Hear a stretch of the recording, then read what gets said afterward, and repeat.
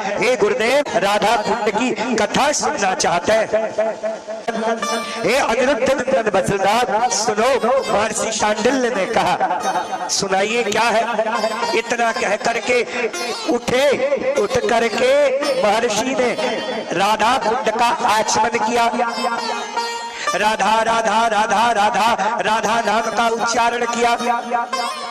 वज्रनाभ के सन्मुख बैठे और बैठ करके मुस्कुराते हुए बोले, एक दिन की बात है, भगवान नंद नंदन अभी अभी अपने नंदगाम में आए थे और उन्होंने कुछ पाया था। गौचारण से थक करके आए थे और अपनी मैया की गोद में सिर रख करके नंद नंदन सोए थे। बड़े प्रेम से थक गए थे तो सोए थे। मैया नंद नंदन के जो घुघराले केशों को सहला रहे थे, थोड़ा सिर को दबा रहे थे। तभी एक ग्वाला दौड़ा दौड़ा आया और चिल्लाता हुआ बोला, कृष्ण चलो, कृष्ण चलो, कृष्ण चलो। कन्हैया बोले, क्या हुआ। उठ करके भगवान श्री कृष्ण बैठ गए और बैठते हुए बोले, भैया क्या हुआ, बोलो बताओ। बोले, एक कोई बहुत बड़ा बैल आया है, वो बैल बड़ा भयानक है, पूरे वृंदावन में हाहाकार मचा दिया। छोटे छोटे जो घर है उनको उजाड़ रहा। वह अरिष्ट है, अरिष्टासुर है। कन्हैया ने आंखें बंद करी, क्या ये है कौन। बड़ा भयानक ये राक्षस है, बड़ा खतरनाक राक्षस है। कन्हैया सब समझ गए। गया था कंस के पास में अरिष्टासुर। कंस को शौक था, बड़े बड़े आतंककारियों को ये अपने घर में पनाह देता था। बड़े बड़े जो राक्षस है सबको बुलाता था और अपने यहाँ मथुरा में उनको ठहराता था।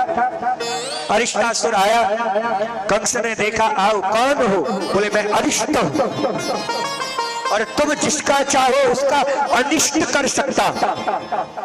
अच्छा, कैसे हो थोड़ा बताओ।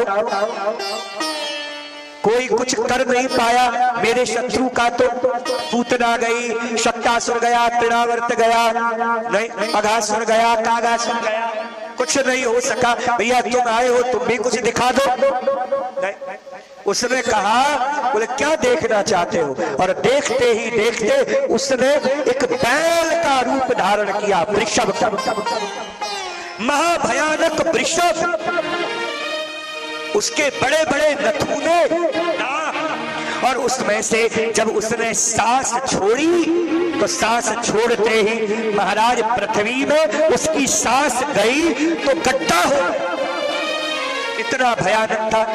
कंस हंसा और हंसते हुए कंस ने कहा, बहुत बढ़िया, बहुत बढ़िया, हम तुमसे खुश हैं। अब एक काम करो। कहा क्या। बोले, जाओ वृंदावन और वृंदावन में जाकर के मेरे काल कृष्ण को मारो। अरिष्टासुर ने कहा, बहुत बढ़िया। अरिष्टासुर ने सर झुकाया कंस के पास से और उसने अपनी छलांग मारी और चल पड़ा वृंदावन। और वृंदावन में जब गया, वृंदावन के सुंदर सुंदर कुंज, वृंदावन के सुंदर सुंदर महाराज जो वन है, वृक्ष है, नहीं, और इनको जो उजाड़ रहा है वही अरिष्टासुर है। तो अरिष्टासुर दौड़ा उजाड़ते हुए, पूरे वृंदावन को उजाड़ा। कन्हैया उठ करके बैठे। बोले, कौन है। बोले, कोई बैल आया है नंद नंदन, वो पूरे वृंदावन की शोभा को बिगाड़ रहा है, वो वृंदावन को बिगाड़ रहा है। जैसे ही सुना, भगवान श्री कृष्ण से रहा नहीं गया, मेरे वृंदावन को बिगाड़ रहा है। कृष्ण उछले और बड़ी तेजी से दौड़े, बड़ी तेजी से दौड़े। कन्हैया चलते हुए गए, तेजी से, बड़ी तेजी से दौड़ते हुए गए। सारे ग्वाल बाल बोले, बच्चा बच्चा, बड़ा भयानक है अरिष्टासुर, बच्चा कन्हैया, बच्चा। कन्हैया ने कहा, नहीं हम जाएंगे, आज छोड़ेंगे नहीं। मेरे वृंदावन को उसने उजाड़ा कैसे। कन्हैया दौड़ते हुए गए, जैसे गए कन्हैया खड़े हो गए। अरिष्टासुर भी देखा, बैल के रूप में था, वो भी रुका। कन्हैया भी रुके। अरिष्टासुर ने आंखें घुमाई, बैल ने, ये है कंस का काल, अरे इसे तो मैं अभी अपने बैल, अपने सींग के नोक से मार दूंगा। ऐसा कह करके उसने अपने दो बड़े बड़े नथुने से उसने सांस फेंकी, गड्ढा हो गया। महाराज आंखों को देखते हो, गर्जना करते हुए वो कन्हैया को मारने के लिए दौड़ा। जैसे दौड़ा, कन्हैया भी दौड़ो और दौड़ करके उछलते हुए उस अरिष्टासुर के दोनों सींगों को पकड़ा और पकड़ करके घुमाया और घुमा करके मार दिया। सारे ग्वाल बाल दौड़ पड़े, पास में गए। कन्हैया अभी भी सींग पकड़े हुए हैं। मधुमंगल गया, मनसुखा गया, पास में जाकर के बोला, देखा उसे बैल को, फिर बोला ये तो मर गया। कन्हैया बोले मारा है। मधुमंगल धीरे से बोला बैल धर्म रूप होता है, गलत किया। कन्हैया बोले तू ऐसा कह रहा है। सारे ब्रजवासी लोग आए, बूढ़े बड़े लोग आए। उन्होंने नंद बाबा को बुलाया और बुला करके कहा तुम्हारे लाला ने गलत किया है। क्यों? नंद बाबा ने कहा क्या हुआ? बोले गलत किया है। पंचायत बैठी, पंच लोग बैठे। नंद बाबा ने कहा कन्हैया तू ज्यादा बोलना नहीं पंचों के बीच में, देख बेचारे उनके आगे बोल। कन्हैया ने कहा पर वो राक्षस था बाबा। भले ही राक्षस हो, बैल धर्म का रूप होता है, बैल को मारना उचित नहीं है। क्या कह रहे हैं ये लोग? नंद बाबा मुस्कुरा करके बोले तुझे ब्रह्म हत्या लगी है कह रहे। कन्हैया बोले मुझे ब्रह्म हत्या लगी है, चलो बोलना नहीं, नहीं बोलूं। पंच लोग बैठे, 1-2 घंटे तक चर्चा परिचर्चा हुई। पंचों ने अंतिम में निर्णय दिया कि तुम्हारे बेटे ने पाप किया है हे नंदराय, इसीलिए तुम्हारे पुत्र ने बैल की हत्या की है, इसीलिए ब्रह्म हत्या लगी है तुम्हारे पुत्र को। कन्हैया से रहा नहीं गया, उठ करके खड़े हुए। अब ये ज्यादा बातें बढ़ाओ मत, सीधे बोलो ये ब्रह्म हत्या कैसे हटेगी? सीधे बोलो ये ब्रह्म हत्या कैसे हटेगी? सब पंच लोग बोले भारतवर्ष के जितने तीर्थ हैं, सारे तीर्थ के जल में तुम स्नान करोगे तब जाकर के ब्रह्म हत्या हटेगी। कन्हैया ने कहा सारे तीर्थों को यही बुला लूं तो? बोलो सारे तीर्थों को यही बुलाऊं? सारे पंच लोग बोले पर हमारे सामने बुलाना होगा, और जो तीर्थ जो बनेगा वो नया होना चाहिए, नवीन होना चाहिए। नवीन तीर्थ हो। सारे तीर्थ आपके सामने अभी दिखाता हूं, दिखाओ। कन्हैया ने कहा कल की बात में, कल तक भी मैं ये कलंक क्यों रखूं कि मुझे ब्रह्म हत्या लगी है? अभी देखो, बुलाओ। गिरिराज गोवर्धन के समीप कन्हैया सबको लेकर के गए। गिरिराज पर्वत है, उस गिरिराज के समीप कन्हैया आंखें बंद करके बैठे। पूरे ब्रजवासी लोग बैठे हैं, देख रहे हैं। कन्हैया ने कहा गंगा, सरस्वती, कावेरी, गोमती, गोदावरी, काशी, सब लोगों को स्मरण किया और स्मरण करते ही सारे तीर्थ आने लगे। और देखते ही देखते एक नवीन तीर्थ बन करके खड़ा हो गया। कन्हैया ने उसमें स्नान किया और स्नान करके निकले। सब पंचों ने कहा अब बोलो, पंचों से कहा बोलो। पंच बोले तू शुद्ध हो गया, तू शुद्ध हो गया, तू शुद्ध हो गया। सब ग्वाल बाल बोले इस कुंड का आज से नाम होगा क्या? कृष्ण कुंड। क्या नाम होगा? कृष्ण कुंड। बड़ा आनंद आया। एक दिन क्या हुआ, कन्हैया अपने ग्वाल सखा के साथ गिरिराज की तलहटी में घूम रहे थे, आनंद से घूम रहे थे, टहल रहे थे। तभी ललिता जी देखी, ललिता सखी देखी तो मधुमंगल ने, मनसुख ने तुरंत कहा ललिता। ललिता आई, क्या बात है?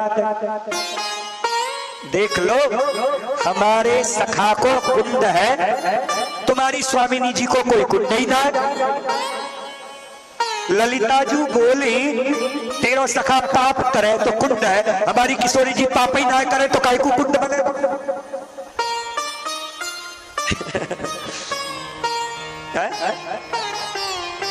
बोले ना, बोले देखो कृष्ण कुंड है।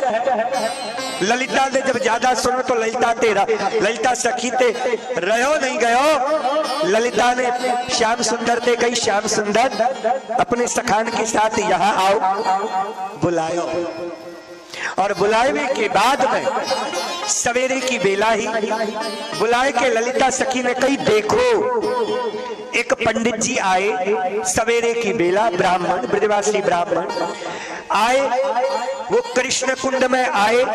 कृष्ण कुंड को देखो पर नहावे को वो गए गिरिराज को एक झरना बह रहा हतो, गोवर्धन ते गिरिराज ते बहते भय झरना में वह पंडित जी ने स्नान। कन्हैया ने कही जी पंडित जी कृष्ण कुंड में काई को नहा रहे। तो ललिता ने कही प्यारे तुम ही पूछ ले काई को नहा रहे। तो कन्हैया ने पूछी मन सुखाते कन्हैया ने कही जा पूछ करके आ।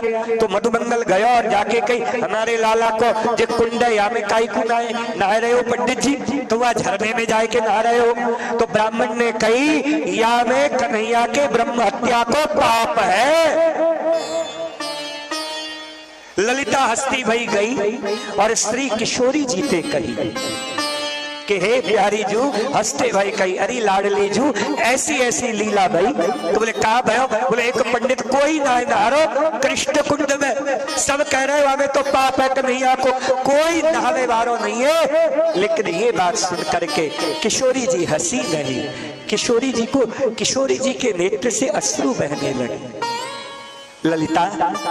ललिता मुझे प्रसन्नता नहीं हो रही, मुझे दुख हो रहा है कि मेरे प्यारे के कुंड में कोई नहीं नहा रहा। ललिते मेरे प्यारे के कुंड को मैं पवित्र बना, मैं कृष्ण कुंड को ऐसा कर दूंगी कि सब कृष्ण कुंड में नहाएंगे।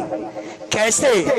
किशोरी जी ललिता जी का हाथ पकड़ करके ले गई, चलो कहा ले करके गई कृष्ण कुंड के पास में, और कृष्ण कुंड के पास में जाकर के बैठे अपने कंगन से हमारी श्री किशोरी जी ने खोदना शुरू किया। आहा खोदती गई खोदती गई खोदती गई खोदती गई और देखते ही देखते उसमें जल आने लगा, दिव्य जल भर गया और वही जल कृष्ण कुंड में जाने लगा।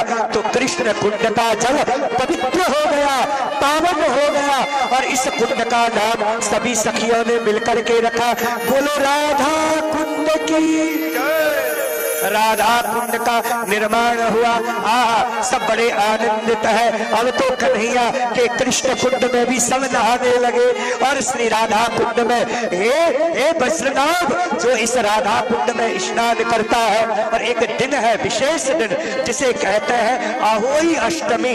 आहोई अष्टमी के दिन जो राधा कुंड में रात्रि के 12 बजे स्नान करता है उसे श्री किशोरी जी की कृपा मिलती ही है। डगर बुहारत सावरो, हमारे श्याम सुंदर तो राधा कुंड में अब रोज जाने लगे और रोज जाकर के राधा कुंड के घाट की सफाई में स्वयं लगते हैं, स्वयं झाड़ू लगाते हैं, सोहनी लगाते हैं। डगर बुहारत सावरो, जय जय राधा कुंड, डगर बुहारत सावरो, जय जय राधा कुंड।